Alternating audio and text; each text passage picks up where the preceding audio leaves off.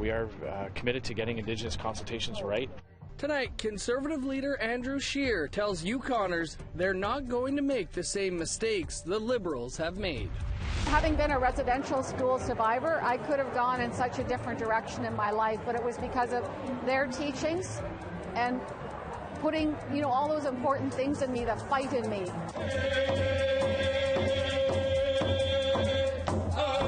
And Indigenous women in film and television are center stage, both giving credit to strength of their families.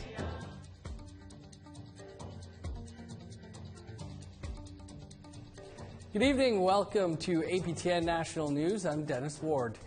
During an event in Montreal today, Prime Minister Justin Trudeau said the federal government was interested in a potential Indigenous ownership of the Trans Mountain Pipeline. We don't intend to be the operators of this pipeline in the long term. We've said we're very interested in seeing Indigenous partnership and Indigenous ownership potentially of this pipeline, but that is something that we are proceeding with in a measured way. In the meantime, an Indigenous-led group called Project Reconciliation said it would be ready to submit a bid for the majority stake in the pipeline and expansion project as early as next week. Leader of the opposition, Andrew Scheer, made a quick visit to Whitehorse to address the Yukon Chamber of Commerce. Scheer had a message on some of the big issues that he will be focusing on during the election campaign. But he also wanted to hear about some of the unique challenges people in the Yukon face. Scheer answered questions regarding scrapping the carbon tax, pipelines, and working together with Indigenous groups.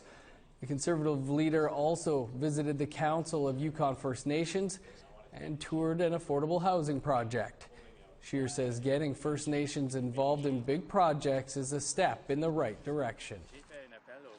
We are committed to getting Indigenous consultations right up front so that when we get big projects proposed, whether they're mining projects or pipeline projects, that we can ensure that Indigenous Canadians and Indigenous communities can benefit from that. This summer, the Yukon is preparing to have one of the worst fire seasons in years because of high temperatures and a lack of rain. The Yukon government has issued an air quality advisory for the entire territory because of smoke from wildfires. There are currently 3 wildfires burning near the town of Dawson City. The fires aren't threatening Dawson yet, but some mining roads near the area are closed. 15 crews are battling the blazes, which were caused by lightning strikes. Yukon Fire Information Officer Mike Fancy explains the situation. The weather conditions outside of Dawson have been fairly hot and dry for the past few weeks, and the Big Creek wildfire has been working away for some time already.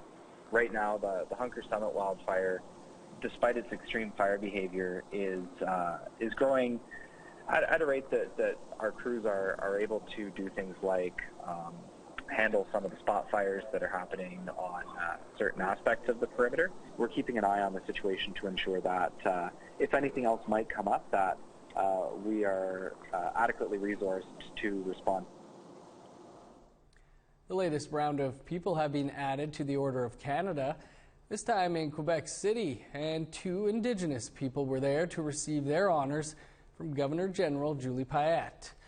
Cindy Blackstock is no stranger for viewers. She has spent over a decade fighting the federal government to get equality for Indigenous children in care. And for this, she was made an officer of the Order of Canada. Dominic Rankin came to Quebec City in full Algonquin regalia. He's a former Anishinaabe leader and current elder and educator. His decades-long effort to raise awareness of Indigenous realities were rewarded as Rankin became a member of the Order of Canada. With an aging population, there is growing concern around the care of those living with dementia. But the concerns raised aren't always reported directly from those living with the disease. Our reporter Charlotte Moore Jacobs met with one man in the Northwest Territories who wanted his voice heard. When Fred Lapine of Hay River feels like he is being tuned out, he plugs in and seeks support from social media circles. He's been posting his day-to-day challenges and triumphs living with dementia.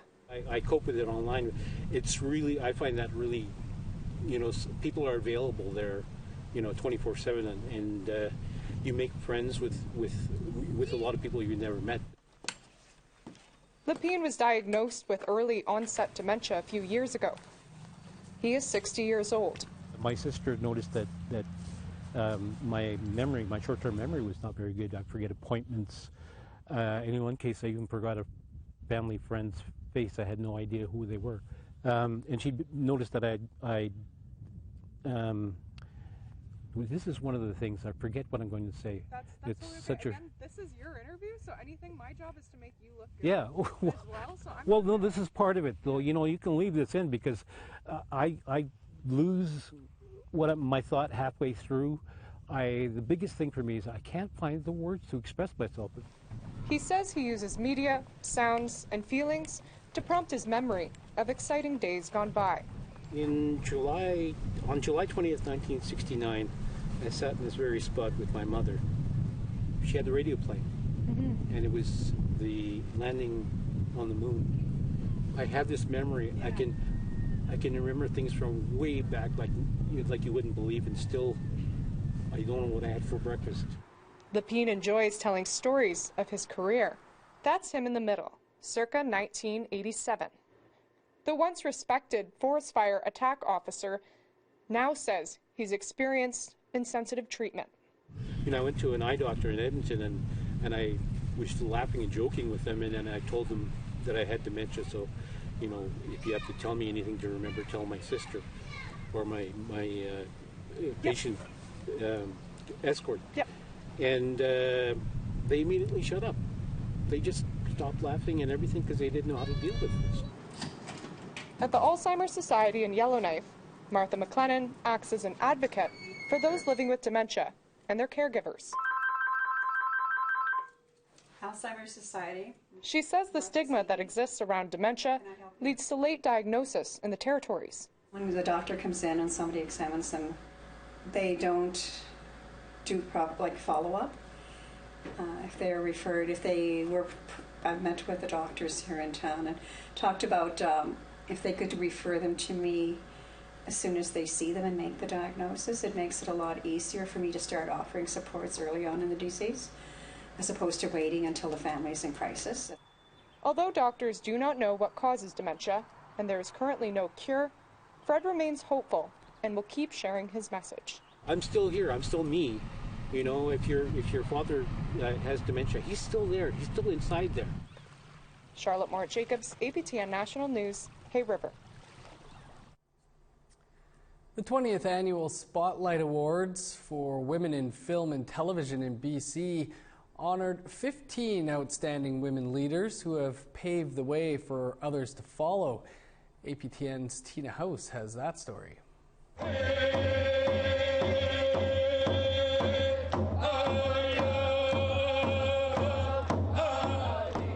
It was a night of celebration as 15 women in film and television were recognized for their outstanding careers.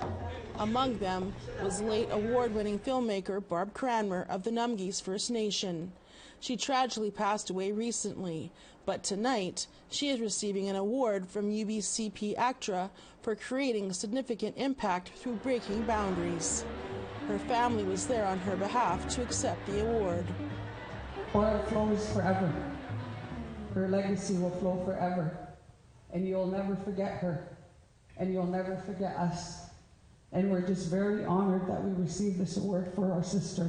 And we're very thankful to the woman in film for honoring so many beautiful women here tonight. Also walking the red carpet tonight is Doreen Manuel from the Secwecum Tunaka First Nations. Tonight, she is receiving the Woman of the Year award from Teamsters Local 155. It's an award given to an industry leader who has achieved significant success and who has created opportunities for other women in the industry. Currently, she's the director of BOSA Center for Film and Animation at Capilano University. I'm accepting this award with the thoughts of my father, George Manuel, and mother, Marceline Manuel, in mind, because, you know, having been a residential school survivor, I could have gone in such a different direction in my life, but it was because of their teachings and putting, you know, all those important things in me, the fight in me, that I am the person that I am. And Doreen has some advice for others. Just keep pushing and to find every means possible to be able to get those stories out, because it isn't until we get all of those incredible stories, the richness of those stories out, that we can truly develop a Canadian cinema and an Indigenous cinema within Canada. And for the Cranmer family, it's a night to celebrate Barb and all of her accomplishments. Barbara's pretty special in our community. And to the big world I see tonight. Very proud of my daughter. Very proud to be her mother. Taylor Kessler. Taylor Kessler. Tina House, APTN National News, Vancouver. Great honors. Well, a federal Conservative candidate's gifting of a human skull is being called appalling. That story and more still to come.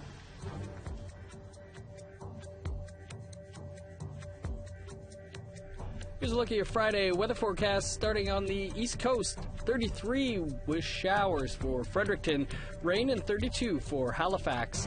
9 with rain in Nain, 28 under the sun for Happy Valley Goose Bay. A warm day in parts of Quebec, but rain for Montreal and Saguenay with highs of 32. Rain and 31 for Windsor, London, Toronto, and Peterborough. Sunny in Sioux Lookout with a high of 25. 29 in showers for Thunder Bay. 18 with rain for Churchill. 22 under the sun for Norway House. A sunny day and 25 for Winnipeg and Gimli. 24 in Dauphin. 22 in Saskatoon, 23 under sunny skies for Regina, 24 in Uranium City, 1 degree warmer in Stony Rapids.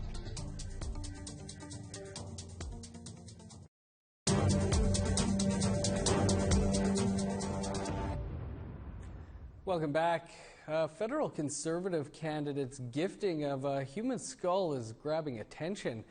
Claire Ratty, candidate running in Skeena-Bulkley Valley in northern BC, gifted her boyfriend a human skull for his birthday. Tracy Downing, the executive director of the Prince Rupert Aboriginal Services Society, says she thinks it's appalling. Oliver Brown, Ratty's boyfriend, posted on Facebook about his first real human skull in February. The skull is said to be from the 1700s and, according to Ratty, is of European descent. Ratty spoke to APTN News and said not only was the ancient skull expensive, but that the human remains are being used as a reference for art. Both Ratty and Oliver own a tattoo shop in Kitimat, BC. And you can learn more about this story by visiting aptnnews.ca. Polaris Prize-winning musician and composer Jeremy Dutcher can now add the title of curator to his resume. He recently partnered with Spotify to create a playlist of global Indigenous music. And while in Montreal, he told Lindsay Richardson all about it. Though this new operatic style is all his own, Jeremy Dutcher never misses an opportunity to pay credit to the artists and genres that refined his musical style. I was a huge Motown fan. I love jazz music. I was kind of an anomaly, like a weird kid. I wasn't listening to what's on the radio, that's for sure. The Polaris Prize-winning musician recently partnered with Spotify, a streaming service with more than 217 million users, to curate a playlist of Indigenous-only content, 25 songs from artists spread all over the world. I just felt it was an opportunity to use my platform that I have right now to lift up other voices of Indigenous people that might not get that platform. You know, like queer and non-binary people who are also Indigenous, Two-Spirit people, you know, women in the music industry. But what's so beautiful is that there's such a diversity and variety in the kinds of content and sounds that you're going to hear on a playlist like this. Buffy St. Marie, Elisa P. Isaac, and snotty-nosed Res Kids are just a few examples of artists Dutcher says paved the way for musical ventures like his own. The work that I'm doing is not an anomaly. It's part of a continuation of artists that have been doing this for a very long time, going all the way back. But being an artist in the 21st century means adjusting to new terms, like indigibangers. Oh my God, I've never heard this one. You've never heard it? No, I'm so not cool. The words used to describe Indigenous songs and albums combining pop with classicism. And even then, the musical intent remains the same.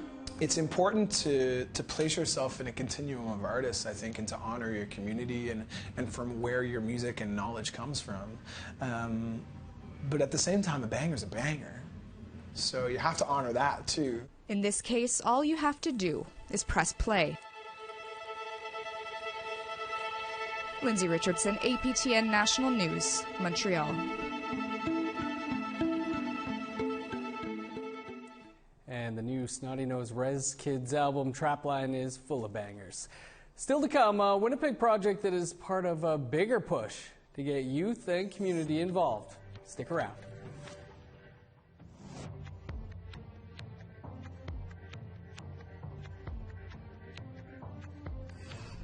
Here's the rest of your Friday weather forecast, being back up in northern Alberta where the sun is out, and 24 for high level in Fort Chipewyan. Rain and 24 for Medicine Hat, cool and showers, 15 for Red Deer. On the west coast, 19 with showers for Vancouver, rain and 20 for Victoria and Campbell River. Sun's out for Dease Lake and Fort Nelson, 25 is the high for Friday. 23 in Old Crow, 28 above under sunny skies for Dawson. Rain and 22 for Yellowknife and Fort Simpson, 21 with rain in Norman Wells. Showers and +2 for Sax Harbor, 21 under the sun for Colville Lake. 17 in Repulse Bay, Baker Lake and Arviette, 21 is your high for Whale Cove. 9 in Arctic Bay, 15 in Joe Haven.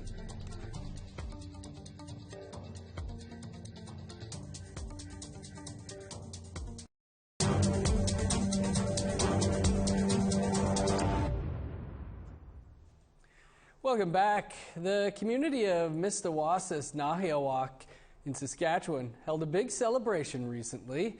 The reason? High school kids used to have to leave the community to get an education.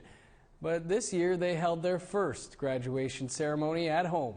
APTN's Priscilla Wolf has that story. At the beginning of the school year, 7 building modules were delivered to the community of Mistawassis Nahiawak. Director of Education Chantel Watson says it took less than 6 months for them to build the high school. In January of 2017, the leadership here from Mistawassis have made a very, important decision to bring our children home, to educate our children here in Mistawassis and our community in the Nahiawak ways of our ancestors. Now they have the first ever high school graduating class from Mistawassis Nahiawak High School. Extremely exciting. Oh my God, I can't wait for everything to take place here. So we've been waiting so long. It's history in the making for Mistawassis. We have our first graduating class. We have 9 students. Grade 12 graduate Betty Ann Morin says the community involvement helped her succeed. This is my home reserve, and I just recently moved back here, so it's nice getting to get to know everybody, and just walking in here. It was nice to have all the hugs and all the smiles. Classmate Kaylin Daniels agrees and says seeing the community here today celebrating makes the graduation more meaningful. Just how much help and how much everyone is pushes you to do more and everything, and to keep going, and just how close everyone is to each other. Fellow graduate Nathaniel Wolf Watson is honored by his community's recognition. What does it feel like to be graduating today? It's I don't know, I'm speechless. No words can describe. It's just a wonderful feeling. And to have your whole community behind you today. Yeah, it's awesome. Just never give up, never stop working, have a goal, do what you got to do to get to it, achieve it, complete it. Just never give up. For the first time in this community's history, the Mistawasas Nihilwuk has an inaugural high school graduation. Priscilla Wolf, APTN National News, Mistawasas Nihilwuk. Great looking grad, love those stories. Public art has the ability to educate, inspire, and bring communities together. One Indigenous artist is hoping a new mural will do just that in Winnipeg. As Brittany Hobson shows us, the project is part of a bigger push to get youth and community involved. And then thinking about maybe branching that off, Manitoba, both these places are from there. A couple weeks ago, Cree Soto artist Annie Beach has been reflecting on how she connects with the world around her, and she wants others to do so as well. There's this idea of like people, land, animals, plants, and how all those things are interconnected. Beach is designing a large-scale mural with the help of community members in Winnipeg. Over the next week, she's leading workshops where participants are required to do some self-reflection. So I wanted to base this mural in this workshop on this idea of like how place can affect those around you and like your individual place when thinking about your place in the grand scheme of things.